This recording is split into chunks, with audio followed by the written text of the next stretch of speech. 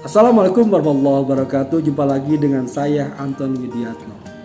Semoga kalian semuanya sehat ya teman-teman. Walaupun krisis pandemi corona ini masih melanda negara kita, tetapi yakinlah semuanya pasti ada akhirnya. Dan yakinlah ada kesulitan, pasti ada kemudahan ya teman-teman semuanya. Tetapi jangan mengundurkan kita untuk belajar, terutama tentang ilmu hukum.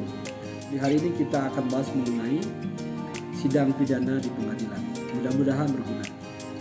Oke teman-teman. Yang pertama, majelis hakim akan membuka dulu.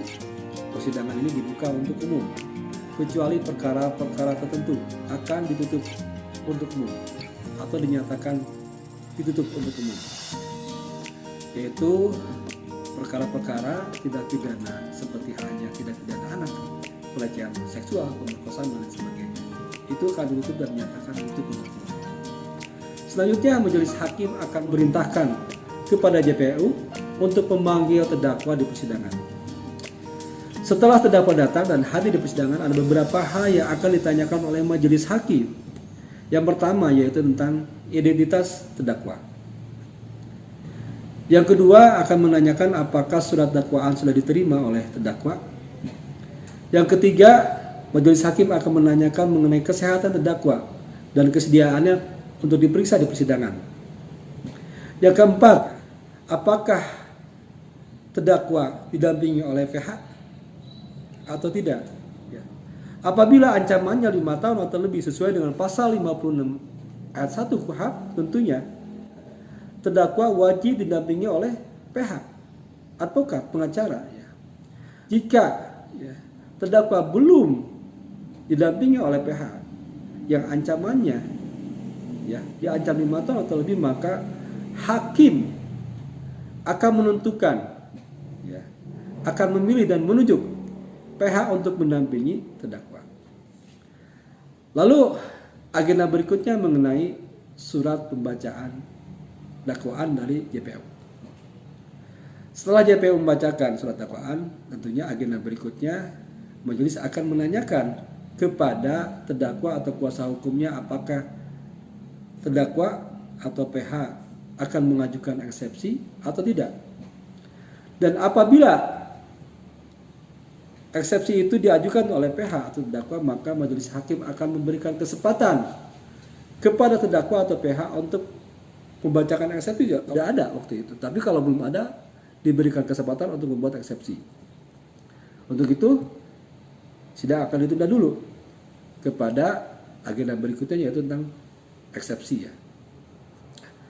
Ditundanya sidang ini bisa seminggu, bisa 2 minggu, bisa 3 minggu, tergantung daripada kesepakatan antara JPU dan PH atau terdakwa, tentunya ditentukan oleh majelis hakim.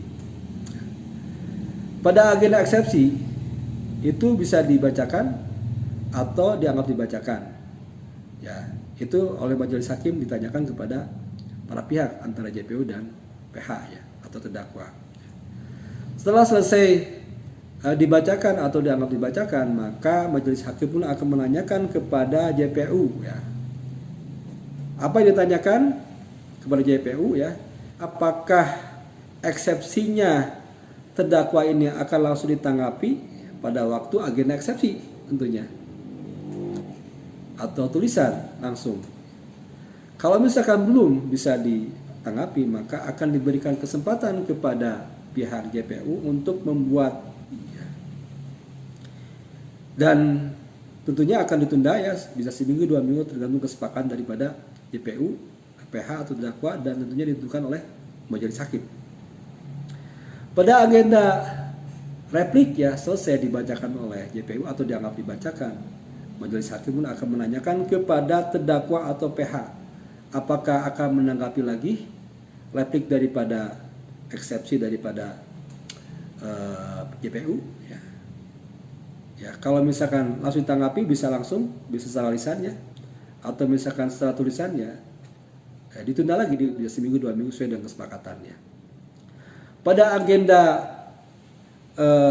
duplik namanya ya, tanggapan replik daripada JPU itu namanya duplik ya. Setelah duplik dibacakan oleh penasihat hukum atau terdakwa, setelah selesai, maka majelis hakim memberikan kesempatan juga kepada kedua belah pihak apabila ada pembuktian atau bukti-bukti yang akan disodorkan. Ya. Kalau tidak bisa langsung, sidang berikutnya adalah putusan sela. Tetapi kalaupun ada proses buktian dan minta ditunda, bisa ditunda, ya, untuk proses buktian. Ya. Taruhlah misalkan ada bukti, ya, tentunya ditunda dulu karena mungkin buktinya belum disiapkan. Tapi kalau sudah disiapkan bisa langsung. Kalau belum disiapkan, tentunya ditunda dulu, ya. Ya. Akhirnya pada proses berikutnya adalah proses bukti, ya, surat, ya, berupa surat, ya, yang akan disampaikan oleh, kalau misalkan dari penasihat hukum, ya, bisa langsung mengenai surat, ya, untuk memperlancar eksepsinya, ya, untuk memperkuat eksepsinya tentunya. Setelah selesai proses pembuktian, tentunya adalah putusan sela. Ketika putusan sela ini diterima, otomatis sidangnya selesai sampai putusan sela, ya teman-teman semuanya.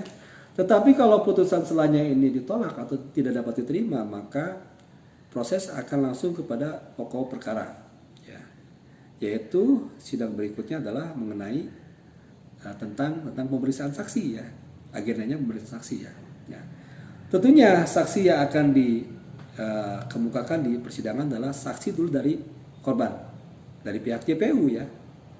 Ya, saksi itu para saksi bisa 1 orang, 2 orang, 3 orang, gitu, 4 orang, dan ya, sesuai dengan yang disampaikan nanti oleh pihak jaksa penuntut umum, gitu kan. Bisa ditambahkan oleh saksi ahli, gitu, ya, seperti itu. Dan juga memberikan kesempatan kepada pihak JPU kalau ada misalkan tambahan surat, ya, sebagai bukti yang lain, ya, untuk disampaikan di persidangan, itu boleh. Dan majelis hakim akan memberikan kesempatan.